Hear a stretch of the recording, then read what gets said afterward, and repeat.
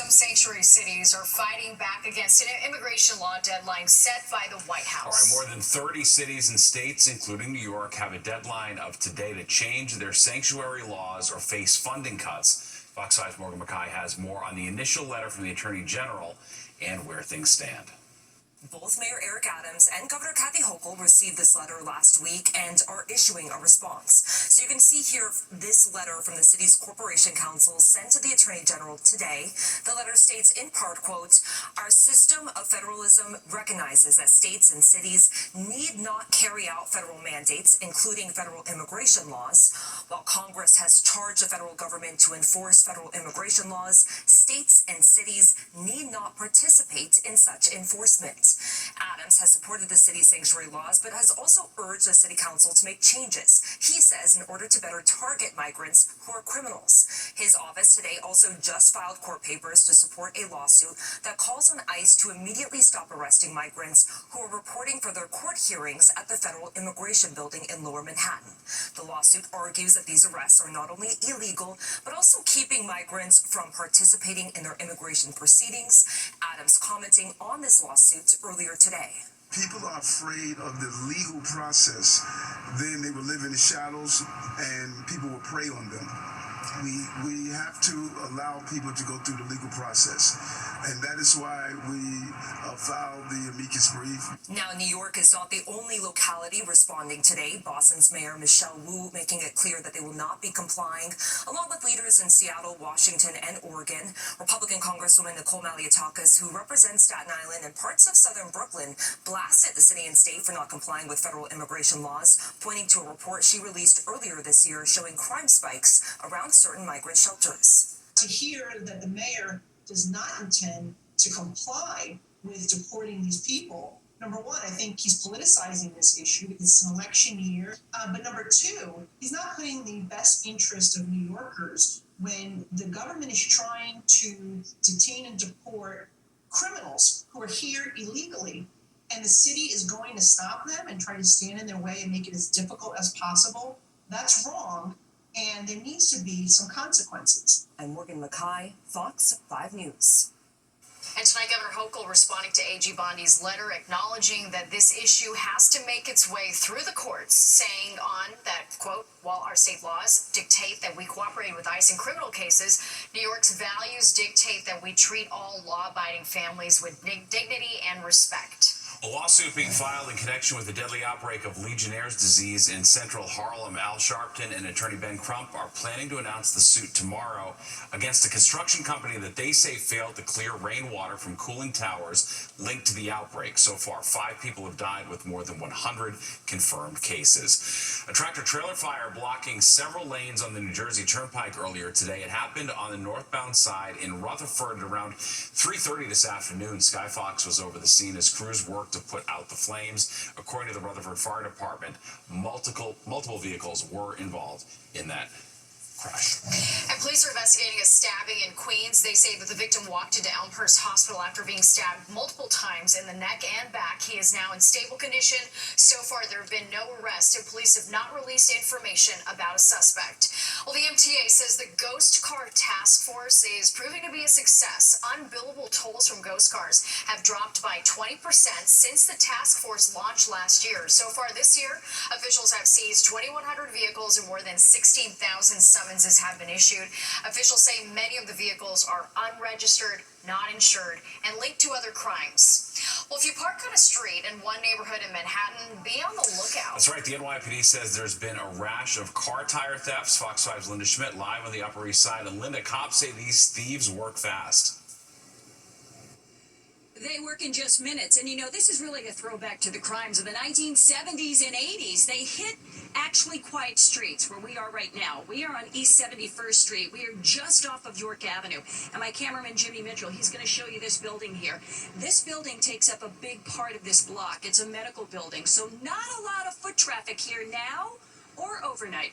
And then over on this side here, you have the backside of a big apartment building here behind us. No access to it at all, no entrance, no exit, and then a couple of walk-ups. Again, not a lot of foot traffic here.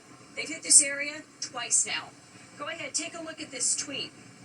The NYPD posting on X, they are sending out a warning, the 19th precinct, a warning alerting anyone who is parking on the street on the Upper East Side. Now, between June 11th and July 24th, 18 cars were hit at 17 different locations. It happened overnight, around 3, 4, 5 o'clock in the morning. And then take a look at this surveillance video. You can see these guys, they are moving quick. There appears to be 3 or 4 of them. They pull up and immediately start removing the tires, and it takes them just minutes to do it. Now, some of the areas that they have struck include, again, East 71st Street, where we are now, 77th Street, 89th, 94th, and even Park Avenue. Now, earlier tonight, I spoke with a retired NYPD detective who says that this was just commonplace when he was a rookie cop back in the 1980s. Of course, targeting high-end vehicles with these wheels that they can easily resell, right? So along with that, there's got to be chop shops in the city that's accepting these goods. So obviously, NYPD investigators are going to be hitting some of those. Now, the NYPD does have some tips for car owners. Number 1, park in well-lit areas. Install high-quality locking lug nuts and use a steering wheel lock. Now, again, there could be more than one crew handling this, but it is very well organized. They know exactly what they're looking for, they hit fast, and they get out of town real quick. That's the very latest from here. One thing too, I used one of those locks for my steering wheel back in the 80s and the 90s, and it looks like, that's going to be making a comeback back inside to you. Yeah, It's it's throwback always crime. and it's always those quiet neighborhoods, like Yeah. those quiet parts. All Yeah, right. no one can see what they're up to. All That's right. right. Thanks, Leno. Appreciate it. Concerns growing tonight in North Jersey after someone's diagnosed with malaria. Making that person the first one to get it in New Jersey without traveling outside the U.S. in decades. What you need to know. And Labubus are fun, but Lafufus are another story entirely. The new warning about the knockoffs that are out there and could be putting kids at risk. A confirmed case of malaria in North Jersey has people understandably concerned. Especially since the person who got the disease doesn't appear to have traveled outside of the country recently. Fox Eye's Arthur Sheehan is here with the very latest. Arthur. Natasha, Steve, 1991, that's the last time this happened. New Jersey averages about 100 cases of malaria each year, and they are just about always travel associated. But this time, for the first time in more than 3 decades, they have what's called a homegrown case, meaning the person got malaria from a mosquito that recently bit someone who was infected, thus passing along the parasite. We just spoke with the medical director of New Jersey's Department of Health, who briefed us on the middle-aged patient who lives in Morris County. They have been recovering. They have been discharged from the hospital, and as far as we know, they are doing well. We do not know where this person may have acquired malaria. We do not know of any person that they came into contact with or was close in their orbit who might have had it. Now, mosquitoes carry malaria, which can cause fever, chills, headaches, muscle aches, and fatigue. It can also lead to nausea, vomiting, diarrhea, and organ failure. New Jersey health officials tell Fox 5 because the individual had not traveled recently, malaria wasn't on the list of things they were looking for, but that they soon figured out that the patient was infected with the parasite, which could have been deadly if untreated. Mosquitoes, as we said, are the key here, and since that's a fact, we should also mention that they also spread other diseases, including West Nile and Zika. So the smart advice from health experts is to use things like DEET, picaridin, and oil of lemon eucalyptus, and also to be aware of stagnant water because that's where mosquitoes lay their eggs and they tend not to fly very far. Things you can do are use insect repellent and avoid kind of still water sources in and around your house. And that includes, like little ponds and planters with water. Look around the house. Look for places where mosquitoes might be growing in that stagnant water. And if you can, go ahead and get rid of that as well. Now, medical experts also say that mosquitoes pose a heightened danger, particularly in late summer and early fall. And so we may feel like we're getting to the end of summer and we can let our guard down, but they were talking about September and October. So we really do have to pay attention to this for months to come. Steve? Yeah, sure. they're All right. nasty. Thanks, Arthur. And back to our big story tonight, Hurricane Erin. All right, it's the reason why red flags are up and you won't be doing any swimming at the beach for the next couple days, plus this from the Jersey Shore. I'm Greg Payne in Margate City, where the impact impacts of Hurricane Erin are already being felt, closing down many beaches down the shore. 10 o'clock news. The fact of the matter is, I think going in the ocean for the next number of days is something you got to avoid. Governor Murphy urging people to steer clear of the water as Hurricane Erin makes her way north in the Atlantic. The big concern, of course, rip currents and dangerous surf. Thanks for staying with us. I'm Steve Lacey. And I'm Natasha Verma. Red flags are up at beaches across our area. So here's the latest. You won't be able to swim at New York City beaches tomorrow and Thursday while on Long Island. Governor Hochul has directed state parks with beaches on the ocean to suspend swimming. In New Jersey, there are more than a dozen beaches with swimming bans. We're going to take you to the Jersey Shore in just a moment. All right, first of all, let's get an update on Erin from Chief Meteorologist Nick Gregory. Hey, Nick. Hello there, and I wanted to show you the perspective of Erin because it is a large hurricane, right? When you look at the big picture here of the United States, again, in relation to the globe, again, large hurricane. And by the way, these are two other disturbances that we're keeping an eye on out in the Atlantic. Of course, as we get closer and closer to the peak of the hurricane season, we'll be seeing more of those come along. I wanted to show you the close-up view here of Erin because it looks like it might be strengthening again because I'm watching this cloud tops here, these brighter white clouds get a little more circulation here centered around the center. The reason Erin weakened a little bit here since yesterday is there's been sort of high-level, upper-level winds, what we call shear, wind shear going across the top of the hurricane, kind of like cuts off the tops of the clouds a little bit. That shear seems to be diminishing, so we might see Erin starting to increase in intensity. The winds are at 105 miles an hour now. This is, again, a strong Category 2 hurricane at the moment, moving to the north-northwest at about 10 miles an hour. It looks like, again, the impacts for the East Coast will really be focused on the Carolinas, particularly North Carolina, where they get some potential storm surge there, some rain bands, and, again, the potential for some beach flooding as well. And then we'll see, of course, those rough surf conditions here, 15 to 20-foot waves by the time we get to Thursday, pounding the Jersey Shore and also Long Island. Again, the Fox model also showing that same similar track. Watch the outer rain bands just go right past the Carolina coastline there and stay off to our south and east, although they may clip some of the islands there, southeast New England. Certainly, again, the next couple of days, stay out of the water. Those rip currents will be life-threatening. Steve and Natasha? Will do. All right, thanks, Nick. And Erin getting in the way of swimming plans at New Jersey beaches. Fox's Greg Payne is down the shore in Margate City for us. With just a few more weeks of summer left, going down the shore to the beach this week, unfortunately, has been less than ideal. We had the plan, and honestly, I didn't know the weather was going to be like this, but it's not too bad. It's pretty nice, you know. It's a little cold. On top of the lack of sun, thanks to Hurricane Erin, the water is very choppy, which is the reason you'll find the red flags flying at Margate City Beach and other beaches down the shore, encouraging people to not swim in the water because of dangerous rip currents. It's definitely a little choppy out there. We went out there, and the lifeguard ran over and was like, you guys can't be out in the water, but we wanted to see how cold it was. Which, of course, there were others that tried getting in. The reason lifeguard Melena Rush was on the move several times during her shift. As soon as someone gets about knee deep, we worry about the rips or even just the waves knocking them over and then them getting sucked out in a rip current. And with that concern top of mind, many finding alternative things to do.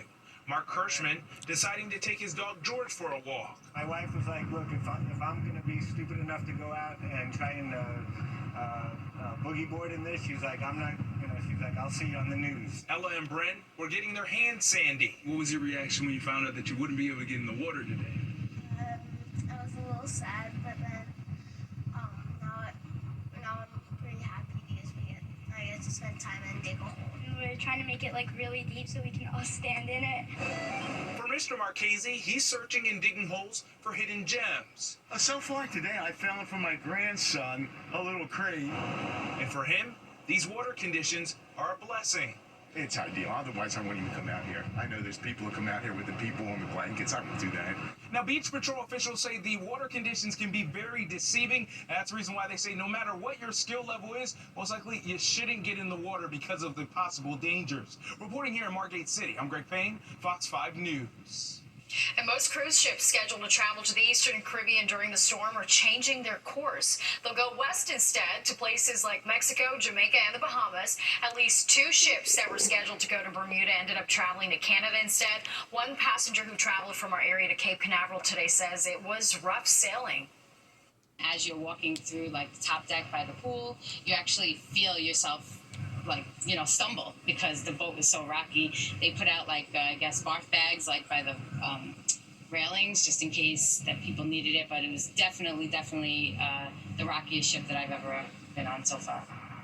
It is common practice for cruise lines to update their itineraries during storms, and you can track Aaron's path and see the latest live images by downloading the free Fox Local app. An increasing number of women quitting their jobs and becoming stay-at-home moms, according to research from the University of Kansas.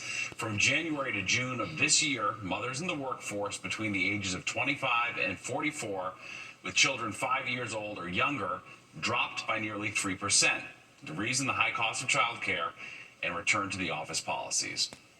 When women leave the workforce during those prime working years, what happens is it not only reduces their income, obviously, during the time period they're not working, it impacts future income growth, it impacts retirement security, retirement savings. And so just taking off even a few years to focus on childcare can have long-term detrimental impacts for women's careers.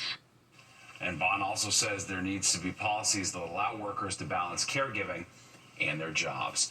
Well, it's the influencer video going viral, but not for the reason they'd hoped.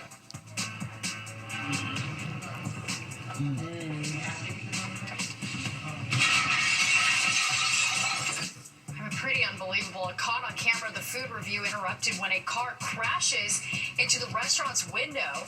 And speaking of possible divine intervention, just wanted a glimpse, but a soon-to-be high school senior got a direct papal blessing. I'm Jody Goldberg here on Long Island. I spoke with a teen who shares that once-in-a-lifetime experience. That story coming up. Let's go places. A 17-year-old from Long Island has a once-in-a-lifetime encounter with the Pope. All right, Fox 5's Jody Goldberg shows us how he was able to get his attention in the middle of a crowd outside the Vatican. His voice stood out. In a crowd of thousands at St. Peter's Square, more than 4,000 miles away from his hometown of Brightwaters on Long Island, Harrison Voorhees caught the attention of Pope Leo. I just started yelling out, "Chaminade, Long Island," and I repeated that a few times, and then we locked eyes. The moment captured on video, the 17-year-old even snapping this selfie to prove the once-in-a-lifetime encounter. I was super excited to go to Italy. It's been on my bucket list for a while. The trip was an early graduation gift for the soon-to-be Chaminade High School senior. The Voorhees family had tickets to tour the Colosseum, but at the last minute decided to head to the Vatican. We literally pulled up.